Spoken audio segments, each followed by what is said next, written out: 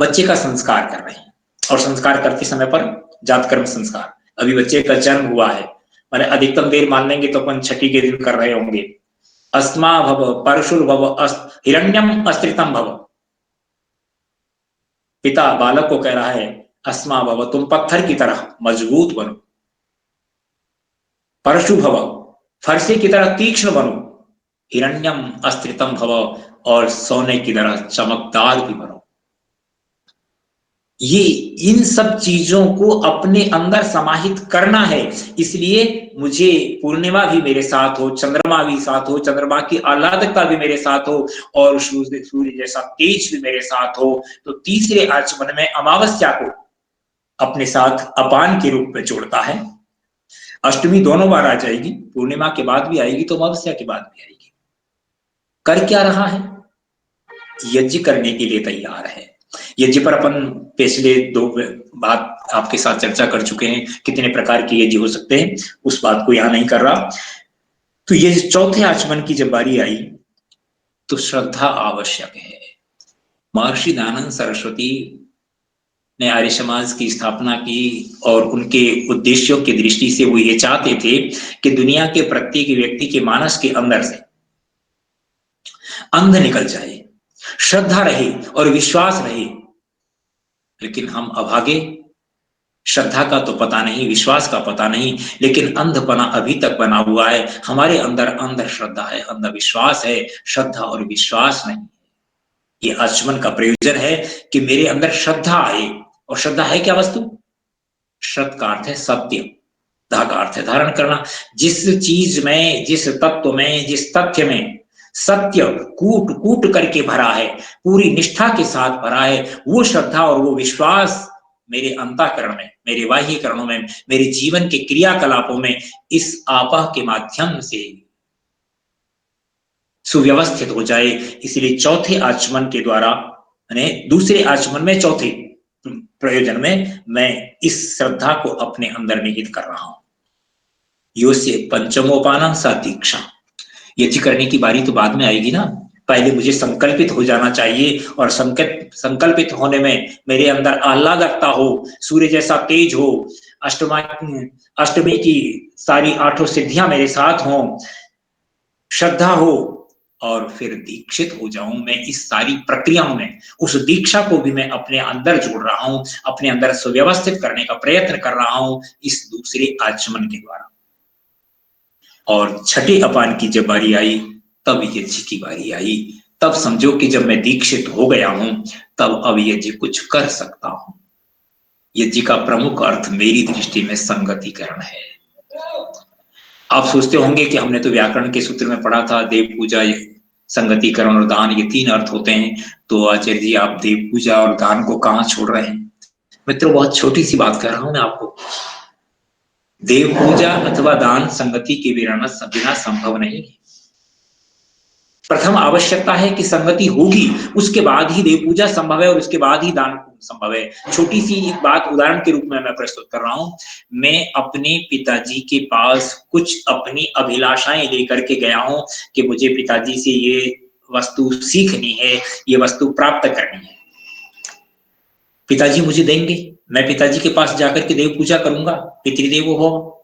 लेकिन मैं पिताजी की देव पूजा करूं, इससे पहले आवश्यक है ना कि मेरा और पिताजी का संगतिकरण हो। संगतिकरण होगा तब मैं पूजा कर पाऊंगा, और जब मेरी पूजा संपन्न हो जाएगी तो फिर जो है दान होगा। पिताजी जो मैं लेने गया हूं वो मुझे दे देंगे, मेरे आचार्य जो मैं चाहता हूं मुझे दे देंगे। तो संगतिकरण नितांत आवश्यक है, और वही यज्ञ का प्रमुख अर्थ है। और उस यज्ञ को, संगतिकरण को मैं अपान के रूप में, दूसरे आचमन के रूप में, छठे अपान के रूप में अपने अंतःकरण के साथ, अपने क्रियाकलाप के साथ जोड़ने के लिए प्रयत्नशील हूं। यो से सप्तमो अपान ता इमा दक्षिणा। वो जो 7वां अपान है वो दक्षिणा है। अदक्षिण को हतो यज्ञ, बिना दक्षिणा के यज्ञ मर जाता है। आपको ये न लगे कि भाई दक्षिणा मांगनी है इसलिए ये बात कही जा रही है, नहीं, मैं अपनी तरफ से कुछ भी वाक्य नहीं कह रहा हूं, और न मुझे कुछ आता है कहने की दृष्टि से। इतना अवश्य है एक काम मैं सीख गया हूं। भोजन माँ ने बना करके मुझे दे दिया है, घर में मेहमान आया है, मेहमान आए हैं, आप सब लोग जो श्रोता हैं वो मेरे मेहमान हैं। मेरी माँ ने, वेद माँ ने मुझे ये भोजन बनवा करके दे दिया है, बस परोसने का काम मुझे माँ ने सिखाया है, ये परोसने का काम ही मैं कर रहा हूं, इतना ही मुझे आता है। तो यज्ञ क्या है? ये दक्षिणा, बिना दक्षिणा के यज्ञ असफल होता है।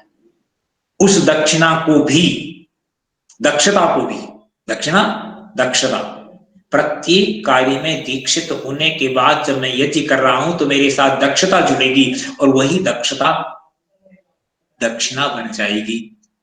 जिस आचार्य से, जिस पुरोहित से, जिस ब्रह्मा से मैंने कुछ आज पूर्णिमा के दिन, अमावस्या के दिन, एकादशी के दिन, जिस किसी भी दिन संस्कार विशेष के अवसर पर उनसे कुछ जाना है, पत्रम पुष्पम फलम तोयम, प्रतिकार नहीं है ये, मात्र मेरी श्रद्धा का प्रतीक है ये कि मैं उनको अपने दृष्टि से तृप्त करने का प्रयत्न करूं, ताकि पुनः पुनः पुनः पुनः जब मुझे उनकी याद आए, मेरे कहने मात्र से वो मुझे आशीर्वाद देने के लिए उपस्थित हो जाएं। ये दक्षिणा, जिसको साथ में अपान के रूप में, दक्षिणा क्या हो सकती है, क्या नहीं हो सकती है, इस पर चर्चाएं बहुत लोगों ने की होंगी और कोई और करेंगे। मैं केवल इतनी सी बात कि दक्षिणा नितांत रूप से आवश्यक है, और वो इसलिए है कि ये वेद का मंत्र कह रहा है कि अपान के रूप में मैं दक्षिणा को अपने अंदर सुव्यवस्थित कर रहा हूं। यदि एक दक्षिणा यदि आपने सुव्यवस्थित नहीं की है तो मानिए कि दूसरे आचमन के प्रयोजन में उसके जब 7 भाग करे हैं तो एक हिस्से को आपने न्यून रहने दिया है, वो न्यूनता न रही जीवन में, और न्यूनता रह गई तो पहला ही प्रयोजन अपान का, पहला जो अपान है पौर्णमासी, वो पूर्णता कहां होगी? पूर्णिमा तो तभी होगी जब पूर्णता होगी, और पूर्णता में न्यूनता कहीं रह गई है। इसलिए क्या ऋषि का क्रम है, देखिए, पौर्णमासी से प्रारंभ करता है कि पहला अपान पौर्णमासी है और अंतिम अपान दक्षिणा है। बस दक्षिणा हो गई तो पौर्णमासी अपान पूरा हो जाएगा। अपान शरीर में रहना आवश्यक है, शरीर में व्यवस्थित रहना आवश्यक है, और जिस समय पर आवश्यकता है उस समय पर बाहर जाना भी आवश्यक है और आना भी आवश्यक है। तो इन 7 अपानों को मैं व्यवस्थित करता हूं अपने जीवन के क्रियाकलापों में। सबसे पहले कब? अब थोड़ी देर के लिए अपन लौट करके वहां आ जाते हैं। आज का डॉक्टर कहता है बच्चे को 6 महीने तक माँ के दूध के अतिरिक्त कुछ नहीं खिलाना पिलाना है। आज कह रहा है ना डॉक्टर, पहले भी आचार्य चरक, सुश्रुत, ये सब यही कहते रहे कि वही सबसे आवश्यक है, और वो शब्द प्रयोग करते थे स्तंभयः शिशु, कि ये शिशु वो है जो केवल स्तनपान करता है, इसके अलावा कुछ नहीं खाता पीता है। वो 6 महीने तक निरंतर आचमन करता है, और उन आचमनों के द्वारा, चूंकि अभी वो हथेली पर नहीं कर सकता, इसलिए सीधे अमृतपान करता है, अमृतपान करता है, माँ के स्तन से पान करता है, और वो इन प्राण को, अपान को, व्यान को, सारी की सारी चीजों को निरंतर अपने अंतःकरण के साथ, अपने शरीर की प्रत्येक क्रिया के साथ, प्रत्येक अंग के साथ जोड़ता है। वर्तमान का मेडिकल साइंस भी इसी आधार पर कहने लगा है कि वो पहला गाढ़ा पीला दूध माँ का बच्चे के जीवन में प्राण शक्ति का संचार करने वाला है, अपान शक्ति का संचार करने वाला है, व्यान शक्ति का संचार करने वाला है। इसलिए पहले घंटे में वो दूध पिलाना वो पहला आचमन है। और उसके बाद आप देख लीजिए, वर्तमान के मेडिकल साइंस के साथ जोड़ करके देखिए, दूसरी बार आप सब जो महिलाएं यहाँ सुन रही होंगी उनके अनुभूत प्रयोग होंगे ये।